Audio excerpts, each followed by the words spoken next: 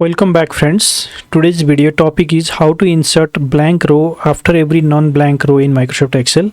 In this Excel sheet I have a budget tracker where I have the name of the departments and their plan in different months. My requirement here is to insert a blank row after every row to track the actual budget expenditure. For this I can create here a helper column first, then put the serial number 1, 2, then drag this till the last row, then copy this serial number and paste this below the last serial number, Control V.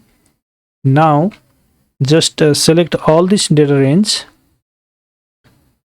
till here, go to data tab, click on sort option. In the sort by, select this helper column, this one, and in the order take this smallest to the largest order, then click on OK. Here you see the blank rows are inserted after every non-blank row. Now you can delete this helper column. So this is how you can add blank row after every non-blank row in Microsoft Excel. Thank you so much for watching this video.